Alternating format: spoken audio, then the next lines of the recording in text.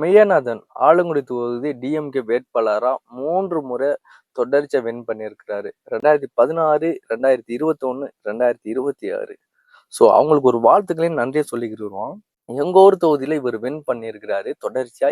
இவர் பக்கத்துல ஏடிஎம்கே வரைய முடியல. தாவைக்க எட்டி பார்த்திருக்கு, அவ்வளவுதான். அதுக்கு மேல வரைய முடியல. ஏன்னா அந்த அளவுக்கு அவங்க ஊர்ல சேவல் செஞ்சிருக்கிறாரு. என்னடா இப்ப திடீர்னு இப்படி எல்லாம் பேசுற, தாவைக்காக்கு தானடா நேத்தெல்லாம் சப்போர்ட் பண்ண அப்படின்னு கேட்டீங்கன்னா, ஒரு நிறைய சேவைகள் எங்க தொகுதிக்கு பண்ணியிருக்கிறாரு. குறிப்பா எங்க ஊருக்கு அவ்வளவு பண்ணியிருக்கிறாரு. அதுல ஒரு 4, 5 சொல்றேன் பாருங்களேன், எங்க ஊருக்கு பண்ணத உங்களுக்கே புரியும்.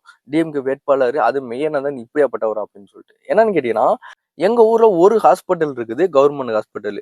ஒரு 10, 15 கிராமம் அந்த ஹாஸ்பிட்டலுக்கு தான் வைத்தியம் பார்க்கணும். எல்லாருமே விவசாயம் பண்றவங்க, ஏழைகள், ரொம்ப கஷ்டப்படுறவங்க தான். அவங்கலாம் படிப்பறிவு இல்லாதவங்க, இந்த மாதிரிதான். அவங்களாம் இங்கதான் வரணும். அந்த ஹாஸ்பிட்டல் பாத்தீங்கன்னா பெரிய ஹாஸ்பிட்டல் தான். பட் ஸ்மெல் அடிக்கும். மாத்திரை, மருந்து, ஒரு சுகாதாரம் ஒழுங்கான ஒரு சுத்தமே இல்லாத அளவுல இருந்துச்சு.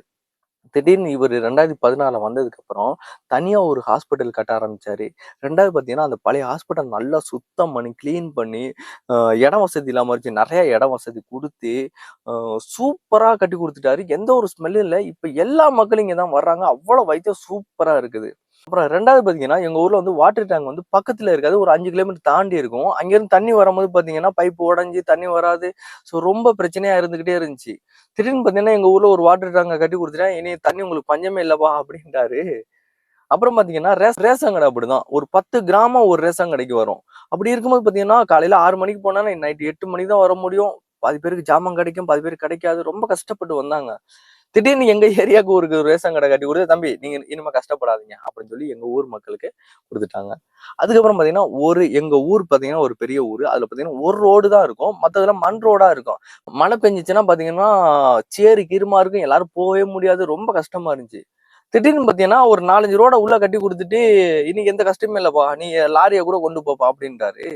இப்ப பாத்தீங்கன்னா எல்லா மக்களும் சூப்பரா, எந்த ஒரு பிரச்சனையும் இல்ல, ரோடு எல்லாம் சுத்தமா 2 வருஷத்துக்கு ஒரு தடவை ரோட கிளீன் பண்ணி அப்படியே புது ரோடு போட்டுக்கிட்டே இருக்கிறாங்க. அதே குறிப்பா எங்க ஊர்ல ஒரு மேரேஜ் வந்துச்சுன்னா போயிட்டு இன்வைட் பண்ணிட்டா போதும், உடனே அவர் தான் ஆளா நிப்பாரு. அவ்வளவு சேவைகள் செஞ்சிருக்கிறாரு.